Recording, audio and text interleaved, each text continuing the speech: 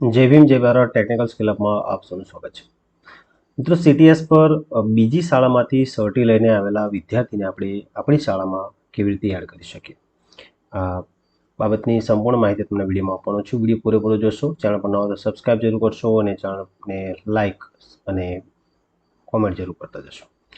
તો ચાલો મિત્રો શરૂ કરીએ।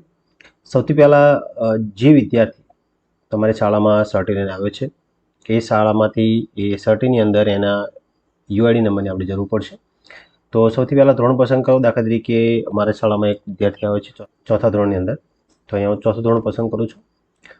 ધોરણ પસંદ કર્યા પછી તમારે અહીંયા ઉપર તમે જોઈ શકો છો ચાઇલ્ડ યુઆઈડી નંબર એવું લખેલું છે। અહીંયા ચાઇલ્ડ યુઆઈડી નંબર તમારે નાખવાનો છે અને પછી સામે સર્ચ કરવાનું છે। અહીંયા હું ચાઇલ્ડ યુઆઈડી નંબર નાખી દઉં છું। હવે અહીંયા હું સર્ચ કરું છું મિત્રો। હવે અહીંયા બે ત્રણ બાબતોની આપણે ધ્યાન રાખીશું।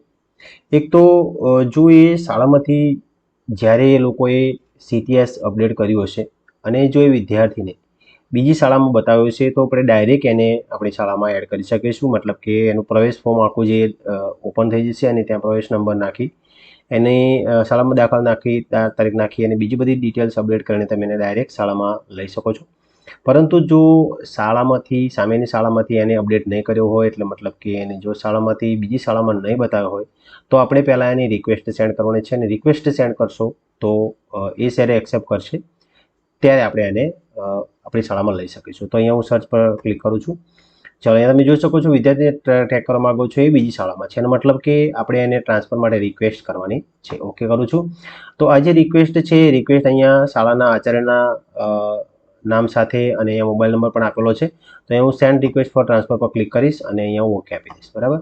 તો હવે આ જે વિદ્યાર્થી છે એ અહીંયા તમે જુઓ તો રિસીવ ટ્રાન્સફર રિક્વેસ્ટ, અહીંયા કમ્પ્લીટેડ ટ્રાન્સફર રિક્વેસ્ટ અહીંયા ઓપ્શન આપેલા છે। તો અહીંયા સેન્ટમાં નહીં બતાવે, અહીંયા રિસીવડમાં બતાવશે। તો અહીંયા હું ડિટેલ અહીંયાથી વ્યૂ ડિટેલ કરી અને જોઈશ તો નીચે તમે જોઈ શકો છો અહીંયા કોઈ ઓપ્શન બતાવતું નથી। એ તમારે જ્યારે એ વિદ્યાર્થી ત્યાંથી સામેની સ્કૂલમાંથી એને એક્સેપ્ટ કરશે ત્યારે તે બતાવશે। અહીંયા હું તમને બતાવી દઉં, સામે તમે જો કમ્પ્લીટેડ લિસ્ટમાં અહીંયા જ્યારે એનું નામ આવશે ત્યારે જ આપણે એને અહીંયાથી આપણે આ શાળાની અંદર એને એડ કરી શકીશું। તો નીચે ઓપ્શન આવી જાય કમ્પ્લીટ થઈ ગયા એટલે તમારે અહીંયા ક્લિક કરવાનું છે, એટલે એનું પ્રવેશ ફોર્મ ઓપન થશે અને ત્યાં તમારે બધી ડિટેલ નાખી અને શાળામાં એને દાખલ કરી દેવાનું છે।